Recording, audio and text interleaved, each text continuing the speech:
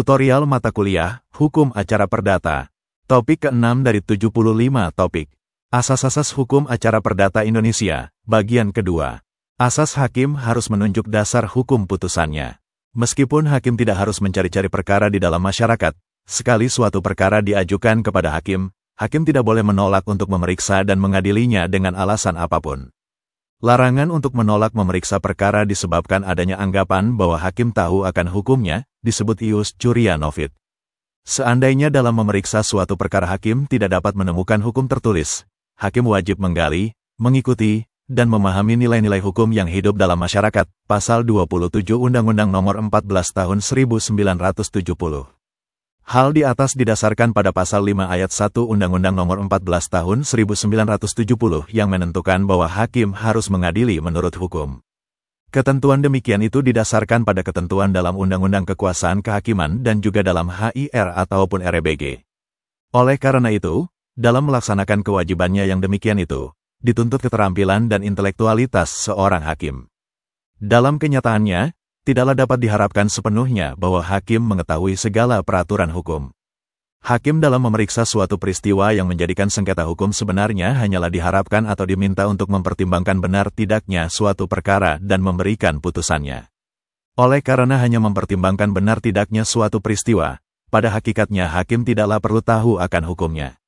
Sebagai contoh, seorang hakim yang berasal dari Madura kemudian dipindahkan ke Pengadilan Negeri Palembang dan harus mengadili suatu perkara adat. Hakim tidak dapat menolak untuk memeriksa dan mengadili perkara tersebut dengan alasan tidak tahu hukumnya. Untuk mengetahui hukumnya, hakim dapat memanggil seorang kepala adat setempat yang mengetahui hukum adat setempat. Berdasarkan keterangan dari kepala adat itu, hakim dapat menjatuhkan putusannya. Namun, berhubung dengan perkembangan ilmu pengetahuan hukum, pesatnya lalu lintas hukum, dan mengingat pula kedudukan hakim atau pengadilan sebagai tempat pelarian terakhir bagi para pencari keadilan, hakim dianggap tahu akan hukum. Para pihak tidak menunjuk dasar hukum gugatannya karena baik HIR maupun RBG tidak mengharuskan orang yang akan mengajukan perkara ke pengadilan menunjuk seorang kuasa. Maka itu, setiap orang, meskipun buta hukum, dapat maju sendiri ke muka pengadilan guna mengajukan perkaranya. Asas hakim harus memutus semua tuntutan. Selain hakim dalam putusan harus menunjuk dasar hukum yang dipakai sebagai dasar putusannya, hakim harus pula memutus semua tuntutan dari pihak, Pasal 178 Ayat 2 HIR, Pasal 189 Ayat 2 RBG. Misalnya, penggugat mengajukan tuntutan-tuntutan. 1. Tergugat dihukum mengembalikan utangnya. 2. Tergugat dihukum membayar ganti rugi. 3. Tergugat dihukum membayar bunga, maka tidak satu pun dari tuntutan tersebut boleh diabaikan oleh hakim. Mengenai hakim akan menolak atau mengabulkan tuntutan tersebut, hal itu tidak menjadi masalah, tergantung dari terbukti atau tidaknya hal-hal yang dituntut tersebut. Meskipun hakim harus memutus semua tuntutan yang diajukan oleh penggugat dalam gugatannya, hakim tidak boleh memutus lebih atau lain daripada yang dituntut. Pasal 178 Ayat 3 HIR, Pasal 189 Ayat 3 HIR ada pendapat yang mengatakan bahwa dalam hakim memutus menurut hukum adat, maka putusan hakim harus tuntas. Itu artinya bahwa putusan hakim tersebut harus sungguh-sungguh menyelesaikan atau menyudahi masalah atau sengketa antara para pihak itu. Oleh karena itu, putusan hakim Indonesia biasa disebut atau merupakan bemidlende vonis, atau putusan antara. Asas beracara dikenakan biaya. Seseorang yang akan berperkara di pengadilan pada asasnya dikenakan biaya, Pasal 182, 183 HIR, 145 Ayat 4, Pasal 192 sampai 194 RBG. Biaya perkara ini meliputi biaya kepaniteraan dan biaya untuk panggilan, pemberitahuan para pihak, serta biaya materai. Di samping itu, apabila diminta bantuan seorang pengacara, harus dikeluarkan biaya. Sebagai contoh, Pengadilan Negeri Batu Raja dalam putusannya pada tanggal 6 Juni tahun 1971 nomor 6/1971, PDT menggugurkan gugatan penggugat karena penggugat tidak menambah uang muka biaya perkaranya sehingga penggugat tidak lagi meneruskan gugatannya. Akan tetapi, mereka yang memang benar-benar tidak mampu membayar biaya perkara dapat mengajukan perkara secara cuma-cuma, pro deo, dengan mendapatkan izin untuk dibebaskan dari membayar biaya perkara dengan melampirkan surat keterangan tidak mampu yang dibuat oleh pejabat setempat. Adapun yang dimaksud dengan pejabat setempat dalam praktik adalah camat daerah tempat tinggal dari orang yang berkepentingan. Permohonan akan ditolak oleh Ketua Pengadilan Negeri apabila pihak yang berkepentingan bukan orang yang tidak mampu. Selanjutnya, mereka yang benar-benar tidak mampu dan kurang mengerti hukum, pada saat ini dapat pula meminta bantuan hukum dengan cuma-cuma kepada lembaga-lembaga atau biro-biro bantuan hukum yang ada di lingkungan Fakultas Hukum Universitas-Universitas Negeri ataupun swasta serta yang bernaung di bawah organisasi-organisasi sosial dan politik, seperti lembaga bantuan hukum, lembaga konsultasi dan penyuluhan hukum, dan lain-lain. Asas tidak ada keharusan mewakilkan. HIR tidak mewajibkan orang untuk mewakilkan kepada orang lain apabila hendak berperkara di muka pengadilan, baik sebagai penggugat maupun sebagai tergugat, sehingga pemeriksaan di persidangan dapat terjadi secara langsung terhadap para pihak yang berkepentingan. Namun, para pihak dapat juga dibantu atau diwakili oleh kuasanya apabila dikehendaki, Pasal 123 HIR, Pasal 147 RBG.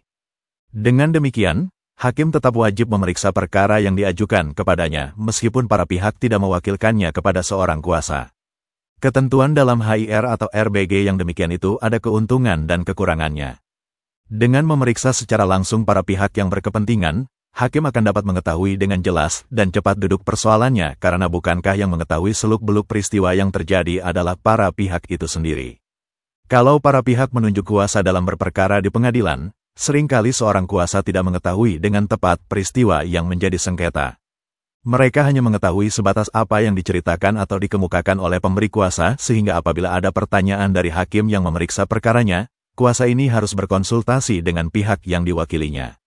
Selain itu, berperkara di pengadilan tanpa seorang kuasa akan lebih menghemat biaya daripada menunjuk seorang kuasa.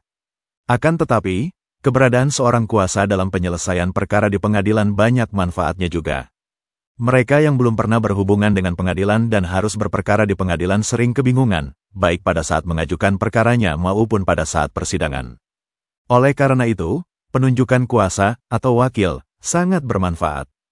Hal ini akan tampak lebih bermanfaat lagi apabila kuasa atau wakil adalah orang yang mengetahui hukum dan beriktikat baik.